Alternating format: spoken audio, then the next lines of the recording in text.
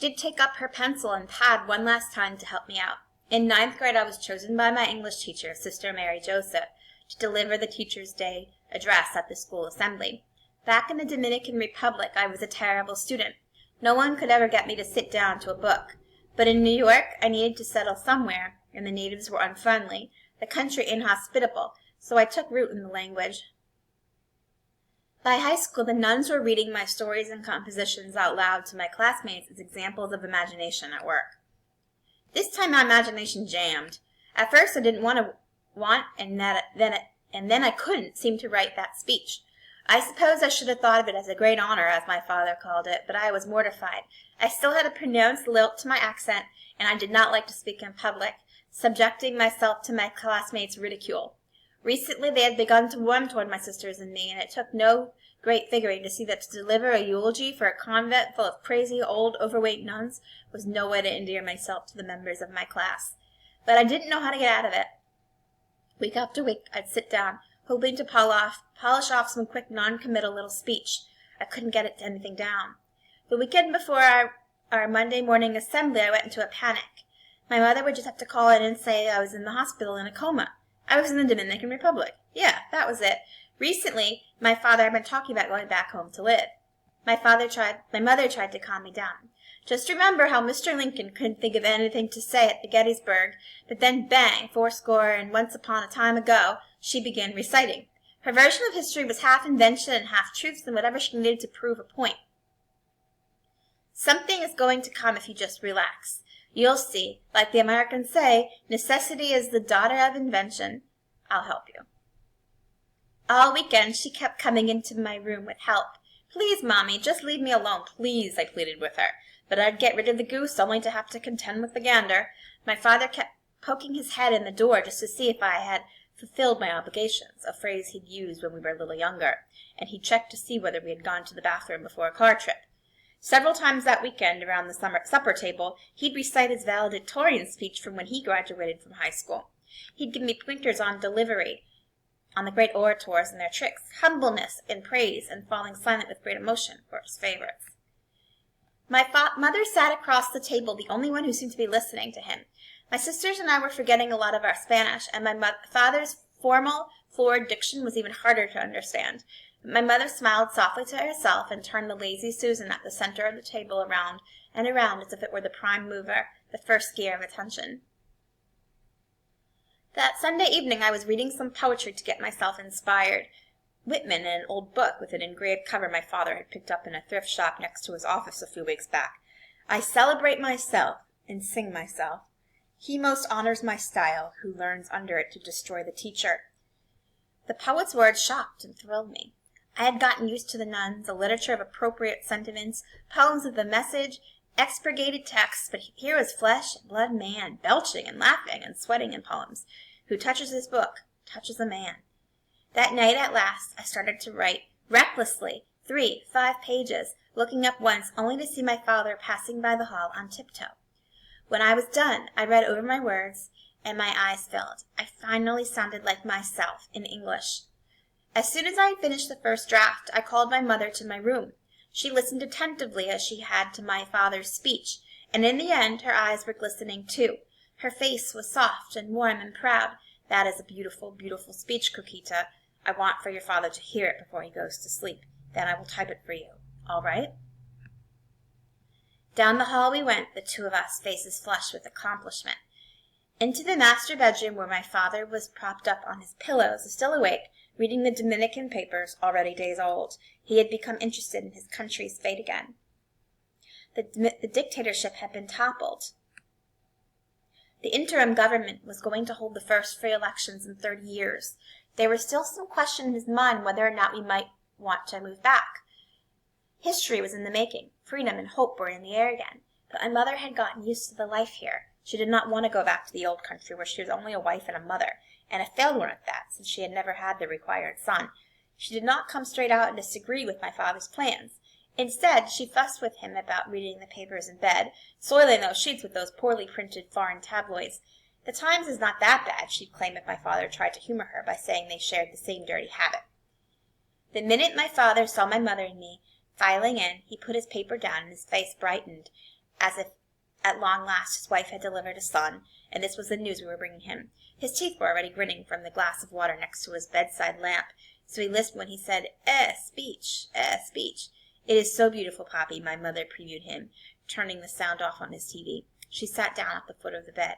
I stood before both of them, blocking their view of the soldiers and helicopters landing amid silenced gun reports and explosions.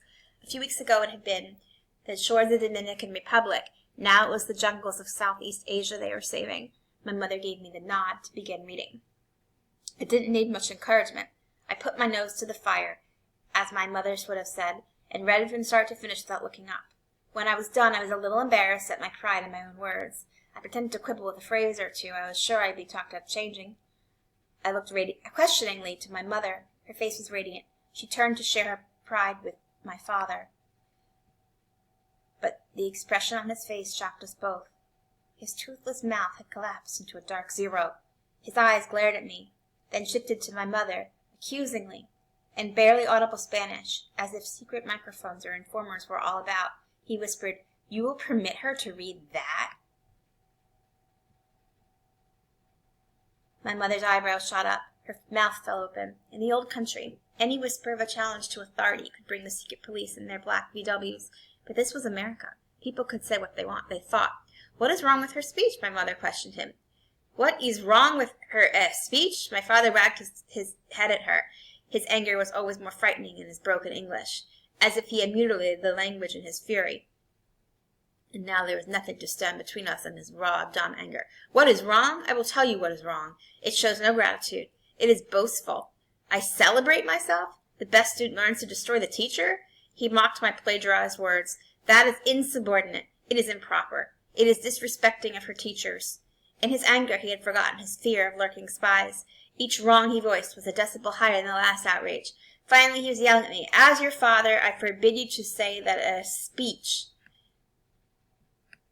My mother leapt to her feet, a sign always that she was about to make a speech or deliver an ultimatum.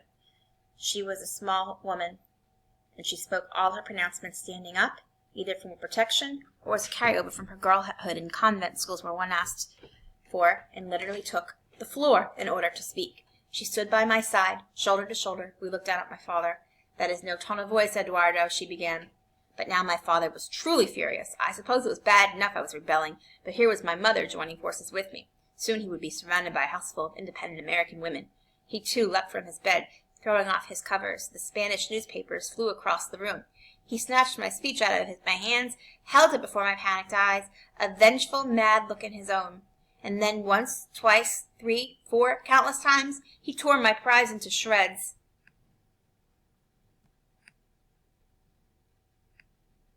"Are you crazy?" My mother lunged at him. "Have you gone mad? That is her speech for tomorrow you have torn up." "Have you gone mad?" He shook her away. "You are going to let her read that insult to her teachers?" "Insult to our teachers?" My mother's face had crumbled up like a piece of paper. On it was written a love note to my father. Ever since they'd come to this country, their life together was a constant war. "This is America, Poppy, America," she reminded him now. "You are not in a savage country anymore." I was on my knees, weeping wildly, collecting all the little pieces of my speech, hoping that I could put it back together before the assembly tomorrow morning. But not even a Sybil could have made sense of all those scattered pieces of paper. All hope was lost. He broke it, I moaned, as I picked up handfuls of pieces. Probably, if I had thought a moment about it, I would not have done what I did next. I would have realized my father had lost brothers and comrades to the dictator Trujillo. For the rest of his life, he would be haunted by blood in the streets and late-night disappearances. Even after he had been in the States for years, he jumped if a black Volkswagen passed him on the street. He feared anyone in uniform, the meter maid giving out parking tickets, a museum guard approaching him not to touch his favorite Goya at the Metropolitan. I took a handful of the scraps I had gathered, stood up, and hurled them in his face. "Chapita," I said in a low, ugly whisper, "you're just another Chapita." It took my father only a moment to register the hated name of our dictator, and he was after me. Down the halls we raced, but I was quicker than he. He made it to my room just in time to lock the door as my father threw his weight against it. He called down curses on my head, ordered me on his authority as my father to open that door this very instant. He throttled that doorknob, but all to no avail. My mother's love of gadgets saved my hide that night.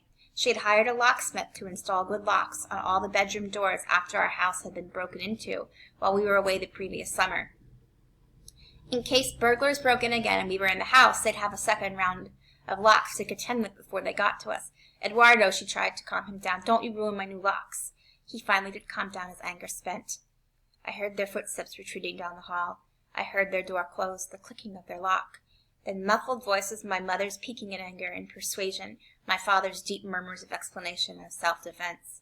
At last the house fell silent before I heard, far off, the gun blasts and explosions, the serious, self-important voices of newscasters reporting their TV war.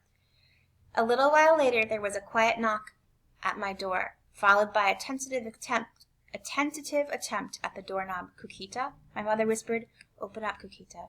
Go away, I wailed, but we both knew I was glad she was there, and I needed only a moment's protest to save face before opening that door.